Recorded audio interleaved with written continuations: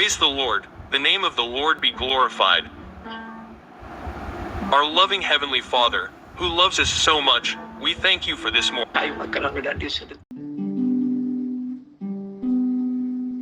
Praise be to God. எனக்கு பிரியமானவர்களே, இப்போது வந்து கொண்டிருக்கிற இந்த தினம் ஒரு சாட்சியனுடைய பகுதி யூடியூப் அப்டேட் பண்ணப்பட்டிருப்பதால் ஆங்கிலத்திலே வருகிறது. தயவு செய்து அங்கே வருகிற வீடியோவை பார்த்து உங்கள் தமிழுக்கு நீங்கள் மாற்றிக்கொள்ளவும். கர்த்தர் உங்களை ஆசீர்வதிப்பாராக. Praise be to God. கர்த்தருடைய நாம் மாத்திரம் மகிமைப்படுவதாக. எங்களை அதிகமாய் நேசிக்கிற எங்கள் அன்பின் பரம தகப்பனே, இந்த கிருபையான கர்த்தாவே, காலை வேளை காய் மக்கள் நன்றி செலுத்துகிறோம்.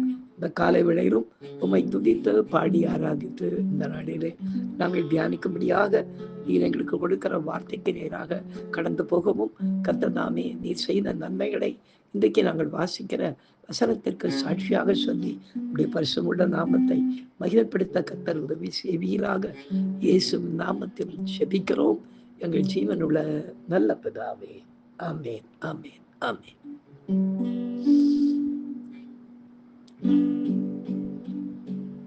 உண்மை வழி நடந்திடும் உத்தமனுக்கென்றும் கர்த்தர் துணை.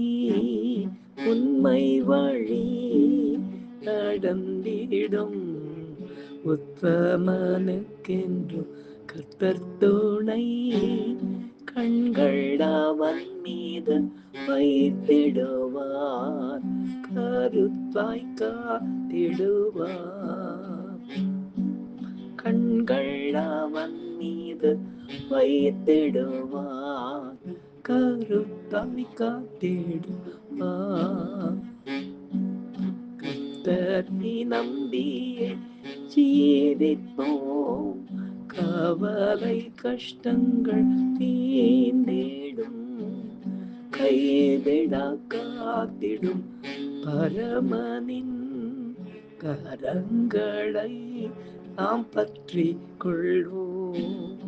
கைவிட காத்திடும் பரமனின் கரங்களை நாம் பற்றி கொள்வோம். எனக்கு அருமையானவர்களே, இந்த நாளிலே நாம் தியானிக்கும்படியாக கர்த்தர் நமக்கு கொடுக்கிற வசனத்துக்கு நேராக நாம் கடந்து போவோம். எடுத்து வாசிக்கலாம். சங்கீத புத்தகம் 32 சங்கீதம் 9 வசனத்தை நாம் வாசிக்க கேட்போம். பிரியமானவர்களே, வாரினாலும் கடிவாளத்தினாலும் வாய் கட்டப்பட்டால் ஒழிய உன் கிட்ட சேராத புத்தி இல்லாத குதிரையைப் போலவும் கோபேறு கழுதையைப் போலவும் இருக்க வேண்டாம் என்று வேதம் நமக்கு எச்சரிக்கை கொடுக்கிறது. பிரியமானவர்களே, உலகத்தார் நிறைய பழமொழி சொல்கிறதை நாம் கேட்டிருக்கிறோம். அந்த பழமொழிகளை கவனிக்கும் போது நிறைய ஓமைகள் அதற்குள்ளே இருக்கும். சொல்லப்பட்ட இன்றைய வசனம், அதாவது இன்றைக்கு நாம் வாசித்த இந்த வசனம் மனுஷனில் வெளிப்படுகிற சில கீழ்ப்படியாத சுபாவங்களை குறிக்கிறதா இருக்கிறது. மிருகங்களை நடத்த வேண்டுமானால் அவைகளை வாரினாலும் கடிவாளத்தினாலும் அதன் வாயை கட்டி இழுத்தால்தான் நாம் நடத்தி செல்ல விரும்புகிற பாதையில் அது நம்மோடு கூட வரும். அதுபோல மனிதர்களிலும் தங்கள் எதிர்பாராத ஒரு உயர்வு கர்த்தர் மூலமாகவே கூட அவர்களுடைய வாழ்க்கையில் ஏற்பட்ட உடனே தொடர்ந்து கர்த்தருக்கு பயந்து வாழ வேண்டும் என்ற விருப்பம் இல்லாமல் தாங்கள் விரும்பின வழிகளிலெல்லாம் தங்களை உயர்த்தி கொள்ள ஆரம்பித்து விடுவார்கள். இதனால் உயர்விலிருந்து தாழ்விற்கு வந்தவர்கள் எத்தனையோ பேரை நாம் பார்த்திருக்கிறோம். இதை உறுதிப்படுத்தும் வண்ணம் நடந்த ஒரு சம்பவத்தை இன்றைக்கு நாம் சாட்சியாக கேட்டு கர்த்தருடைய நாமத்தை மகிமைப்படுத்துவோம். பிரியமானவர்களே, எனக்கு அருமையானவர்களே, கடந்த 2-3 நாட்களாக நாகர்கோவிலில் நடந்த சில காரியத்தை சாட்சியாக நான் உங்களுக்கு பகிர்ந்து கொண்டு வருகிறேன். அங்கிருந்த ஒரு சகோதரருக்கு கர்த்தர் ஒரு தீர்க்க தரிசனத்தை சொல்லி ஒரு கூட்டத்தினுடைய அவருடைய தலையை கர்த்தர் உயர்த்தினார். பஸ் முதலாளியாக அவர் மாறினார். பிற்பாடு ஒவ்வொரு மாதமும் அவருடைய வீட்டை கூட்டம் நடத்த ஆரம்பித்தார். அப்போ எனக்கு ஆவியை உணர்ந்தேன். கூட்டம் அடிக்கடி நடத்த ஆண்டவருக்கு பிரியமாய் நாம் வாழ்கிறோம் என்று அவர் நினைத்து செய்கிறார் என்று நான் சொன்னேன். பிரதர், கூட்டங்கள் நடத்துறது நல்லது தான், பக்கத்தவர்களுக்கு தான் வர வச்சு சுவிசேஷம் சொல்லலாம். சாதாரணமாகவே நாகர்கோயிலில் கிறிஸ்தவர்கள் அதிகம். அதனால் விருப்பமாக வருவாங்க எல்லாரும் கூட்டத்துக்கு, செய்யுங்க. நான் வேண்டான்னு சொல்லலை, நானும் வருகிறேன், வந்து செய்து கொடுக்குறேன். ஆனால் ஒன்று, இதை விட ரொம்ப முக்கியம், நாம் கர்த்தருக்கு கீழ்ப்படிகிற காரியம் தான் அப்படின்னு சொல்லி கொண்டிருக்கும் போது, பாஸ்டர் உங்கள்கிட்ட ஒரு காரியம் கேட்கணும் அப்படின்னு சொன்னார் அவர். சொல்லுங்கள், என்ன காரியத்தை சொன்னீங்கன்னா, நான் ஜெபம் பண்ணுறேன் அப்படின்னு. இல்லை இல்லை, ஜெபம் பண்ணி எனக்கு சொல்லுங்கன்னாரு. சொல்லவா? கர்த்தர் சொன்னால் சொல்கிறேன், சொல்லுங்க அப்படின்னு. உடனே அவர் சொன்னார், இப்போ நல்லா பஸ்ஸெல்லாம் நல்லா ஓடிக்கொண்டிருக்கிறது, அதனால் ஒரு பேங்க் ஒன்று, ஒரு இண்டிஜினியஸ் பேங்க், அதாவது ப்ரைவேட் பேங்க் ஒன்று ஆரம்பிக்கலான்னு இருக்கிறேன், ஜெனிஃபா பேங்கர்ஸ் அப்படின்னு சொல்லிட்டு மெயின் ரோட்டில் ஒரு இடம் பார்த்துருக்குறேன் அப்படின்னாரு. இடமெல்லாம் பார்த்துட்டு அப்புறம் கேட்குறீங்களா அப்படின்னு நான். அவர் சிரிச்சுட்டு சொன்னேன், இதான் பாஸ்டர், இடம் கிடைக்கிறது கஷ்டம், இந்த கருங்கல்ல கொஞ்சம் இடம் கிடைக்கிற காரியங்கள் கொஞ்சம் கஷ்டமான காரியங்கள் தான், அதனால் நான் சொல்கிறேன் அப்படின்னாரு.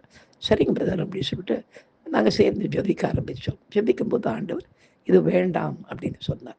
நான் சொன்னேன், ஜெபத்தை முடிச்சுட்டு, பிரதர் இந்த ஜெனிஃபா பேங்கர்ஸ் வேண்டான்னு சொல்கிறாரு, இதனால் அதாவது உங்களுடைய பொருளாதார நிலை வந்து நெருக்கடிக்கு போகிறது மாத்திரம் இல்லாதபடி குடும்பத்திலும் சில குழப்பங்கள் பிரச்சனைகள் எல்லாம் ஏற்படும் சொல்கிறாரு, வேண்டாம் இதை செய்யாதீங்க அப்படின்னு சொன்னேன். அவர் அப்படியா சொல்கிறீங்க அப்படின்னாரு. ஆமாம் பிரதர், ஆண்டவர் சொல்கிறது நான் உங்களுக்கு சொல்லுகிறேன், நானாக சொல்லவில்லை அப்படின்னு சொல்லிட்டு, முந்தி சொன்னது கூட உங்களுக்கு ஆண்டவர் சொன்னதை தான் சொன்னேன், அதன்படி ஆண்டவருடைய உயர்த்தி இருக்கிறார். இப்போ நான் கொஞ்சம் நேரத்துக்கு முன்னால் சொன்னோம் பாருங்கள், நம்ம கூட்டங்கள் நடத்துறது பெரிய காரியம் கிடையாது, நடத்தலாம், நல்லது தான். ஆனாலும் நாம் எந்த அளவுக்கு கர்த்தருக்கு கீழ்ப்படுகிறோம் என்பது தான் முக்கியமான காரியம்னு சொன்னோம் பாருங்கள். அந்த மாதிரி பார்த்து கீழ்ப்படிங்க, அவசரப்பட்டு எதையும் செய்யாதீங்கன்னு சொல்லிட்டு நான் சென்னைக்கு வந்து விட்டேன். ஒரு 2 மாதம் கழித்து அவர் அங்கேருந்து ஃபோன் பண்ணி சொல்கிறார், பாஸ்டர் இந்த தேதியில் டிக்கெட் போட்டுட்டேன், உங்களுக்கும் ஃபாதர் பெர்க்மன்ஸ்க்கும் அப்படின்னாரு. எனக்கும் ஃபாதர் பெர்க்மன்ஸ்க்கு ஏதாவது கூட்டமா அப்படின்னு சொன்னேன். இல்லை இல்லை, கூட்டம் இல்லை, நான் சொன்னேன் பாருங்கள், அந்த ஜெனிஃபா பேங்கர்ஸ் சொல்லிட்டு அதை ஓப்பன் பண்ணுறோம், நீங்கள் 2 பேரும் வந்து தான் அதை ஓப்பன் பண்ணி செய்தியெல்லாம் கொடுத்து அன்றைக்கி ஒரு பெரிய விருந்தெல்லாம் வைக்காதா இருக்கிறோம் அப்படின்னு சொன்னேன். பிரதர், இந்த கர்த்தர் வேண்டான்னு சொன்னாரே, நீங்கள் எதை செய்கிறீங்க அப்படின்னு. இல்லை பாஸ்டர், கர்த்தர் நமக்கு வழிகளை காட்டுவார், மேலே மேலே நம்ம உயர்ந்து நம்ம மேலே வரணும்னா, இன்னும் கர்த்தருக்கு சாட்சியாக நம்ம வாழ வேண்டுமானால் நம்ம முயற்சி எடுக்கணும் இல்லையானாரு. நான் சொன்ன, கர்த்தருக்கு பணத்தில் பெரியவர்களாக மாறுறது தான் சாட்சின்றது கிடையாது, அதை விட வறுமையில் இருந்தாலும் கர்த்தருக்கு கீழ்ப்படிந்து வாழ்கிறது தான் பிரதர் சாட்சி அப்படின்னு சொன்னேன். அவருக்கு ஒன்றும் புரியல. அவருக்கு என்னடா அதுன்னு. நான் டிக்கெட் போட்டேன் அப்படின்னாரு. டிக்கெட் போட்டுட்டதுனால நான் வரேன், ஆனால் இதற்கு பின்னால் வரப்போகிற லாப நஷ்டம் என்னது நீங்கள் தான் அனுபவிக்கணும், எனக்கு தெரியாது, நான் வர்றேன் சொல்லிவிட்டு அப்போ ஒரு நாங்கள் போய் அங்கே இறங்கினேன். ஆனால் வர வேண்டிய நேரத்தில் ஃபாதர் பெர்க்மன்ஸ்க்கு கூட்டங்கள் இருந்ததோ என்னவோ அவர் வரவே இல்லை. கடைசியாக பேங்க் திறக்கப்பட்டு காரியங்கள் எல்லாம் அவங்க ஆரம்பிச்சு வரும்போது சொல்லிட்டு வந்தேன், இது திரும்பவும் சொல்கிறேன், இது தேவனுடைய சித்தம் இல்லை என்று நான் இதை உணர்கிறேன், அதனால் நீங்கள் பார்த்து செய்யுங்க அப்படின்னு சொல்லிட்டு நான் வந்துட்டேன்.